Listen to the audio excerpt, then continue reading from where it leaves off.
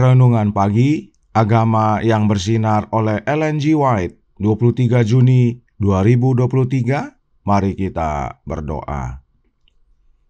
Bapa kami yang di sorga, Allah pencipta langit dan bumi, laut dan segala isinya, Allah yang maha besar, maha kuasa, sumber segalanya, yang kami sembah selalu melalui anak-Mu yang tunggal, Yesus Kristus. Terpujilah Yesus, anak Allah yang maha tinggi, yang adalah penebus, penolong, penghibur, pengantara kami.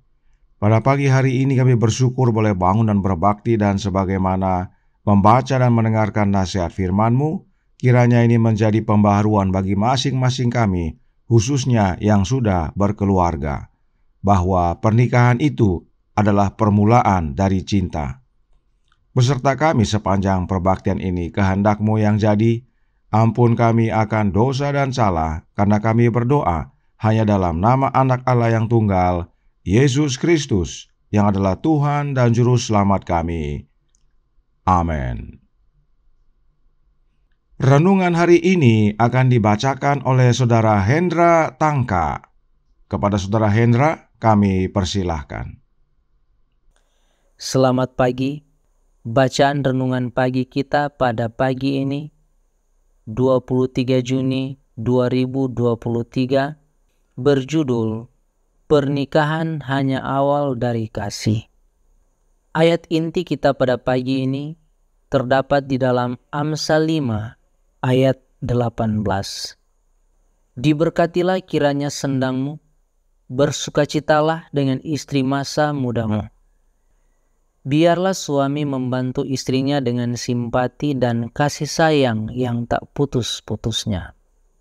Jika dia ingin menjaga istrinya tetap segar dan menyenangkan, sehingga dia menjadi seperti sinar matahari di rumah, biarlah dia membantunya menanggung bebannya.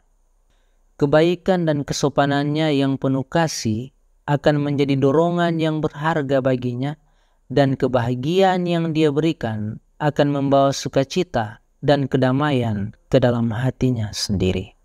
Dikutip dari The Ministry of Healing, halaman 374. Biarlah suami dan istri mempelajari kebahagiaan satu sama lain, tidak pernah gagal dalam kesopanan kecil dan tindakan ramah kecil yang menghibur dan mencerahkan kehidupan.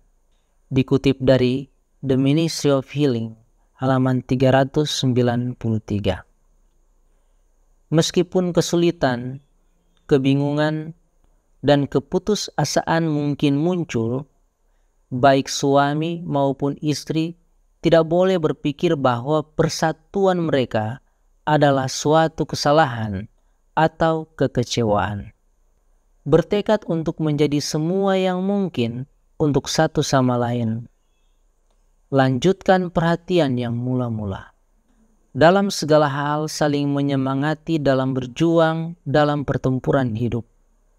Biarlah ada saling kasih, saling sabar. Maka pernikahan gantinya menjadi akhir dari kasih, justru akan menjadi awal dari kasih. Dikutip dari The Ministry of Healing, halaman 360. Demikian bacaan renungan pagi kita pada pagi hari ini. Tuhan Yesus memberkati. Terima kasih atas penata layanan Saudara Hendra. Tuhan Yesus memberkati. Selamat pagi saudaraku dalam Tuhan. Penting bagi kita yang berkeluarga untuk memahami ayat inti dari renungan hari ini. Mari kita baca kembali ayatnya dan bandingkan dengan beberapa terjemahan lainnya. Amsal 5 ayat 18 yang berkata, "Diberkatilah kiranya sendangmu, bersukacitalah dengan istri masa mudamu." Apa arti kata sendang? Kamus Besar Bahasa Indonesia menjelaskan arti kata sendang berikut ini. Sendang adalah kolam di pegunungan dan sebagainya yang airnya berasal dari mata air yang ada di dalamnya. Biasanya dipakai untuk mandi dan mencuci. Airnya jernih karena mengalir terus seperti sumber air. Sendang itu adalah kolam yang ada mata air di dalamnya. Airnya jernih dan mengalir terus suatu sumber air. Itu sebabnya dalam Alkitab terjemahan lain dikatakan yang berikut ini, Thy fountain, dalam versi King James, yang artinya mata airmu, yang mana kata yang sama digunakan dalam versi Indonesian Modern Bible, dikatakan mata airmu. Sebab memang sendang itu adalah kolam yang di dalamnya ada mata air. Nah, sendang atau mata air yang dimaksudkan dalam ayat ini adalah sang istri. Salomo yang sama menuliskan dalam Kidung Agung. Kidung Agung 4 ayat 12 berkata, Dinda pengantinku, kebun tertutup engkau, kebun tertutup dan mata air termeterai. Salomo yang adalah laki-laki mengagumi pengantinnya yang adalah perempuan sebagai mata air yang dimeterai. Dan mata air itu ada dalam kebun yang tertutup. Kebun tertutup artinya diasingkan atau dikhususkan hanya bagi pemilik kebun, dalam hal ini pengantin laki-laki. Kebun tertutup itu adalah istrinya dan itu hanya untuk dia. Dan istrinya yang adalah kebun memiliki sumber mata air untuk mengairi kebun. Dan bila kita baca ayat 13 dan 14 dikatakan di sana, tunas-tunasmu merupakan kebun pohon-pohon delima dengan buah-buahnya yang lezat, bunga pacar dan narwastu, narwastu dan kunyit, tebu dan kayu manis dengan segala macam pohon-pohon kemenyan, mur dan gaharu, beserta pelbagai rempah yang terpilih. Kebun tertutup itu subur dan menghasilkan banyak berkat bagi kehidupan. Itu sebabnya renungan hari ini berkata dalam Radiant Religion, halaman 176 paragraf 2. Biarlah suami membantu istrinya dengan simpati dan kasih sayang yang tak putus-putusnya. Jika dia ingin menjaga istrinya tetap segar dan menyenangkan, sehingga dia menjadi seperti sinar matahari di rumah, biarlah dia membantunya menanggung bebannya. Kebaikan dan kesopanannya yang penuh kasih akan menjadi dorongan yang berharga baginya, dan kebahagiaan yang dia berikan akan membawa sukacita dan kedamaian ke dalam hatinya sendiri. Istri yang adalah perempuan digambarkan sebagai kebun tertutup dan mata air yang dimeteraikan, harus diperhatikan dan dipelihara oleh pemilik, yaitu suami. Sebab dari istri mengalir kehidupan. Itu sebabnya ada pepatah berkata, happy wife, happy life. Istri bahagia, hidup bahagia. Nah, mengapa istri disebut mata air yang dimeteraikan? Ingat tadi ayat inti kita diambil dari Amsal 5 ayat 18 yang menyatakan bahwa istri adalah mata air. Mari kita baca ayat 15 sampai 17 dalam Amsal pasal 5 yang berkata, Minumlah air dari kulahmu sendiri, minumlah air dari sumurmu yang membual. Patutkah mata airmu meluap keluar seperti batang-batang air ke lapangan-lapangan? Biarlah itu menjadi kepunyaanmu sendiri, jangan juga menjadi kepunyaan orang lain. Ini adalah nasihat Salomo agar suami istri tidak jatuh ke dalam perzinahan. Suami, minumlah dari mata airmu sendiri dalam kebun tertutup. Itulah makna mata air yang dimeterai. Kemudian pelihara dan perhatikan istri agar tidak menjadi mata air yang mengalir keluar pagar dan menjadi milik orang lain. Itu sebabnya renungan hari ini mengingatkan kembali kutipan yang kita baca kemarin.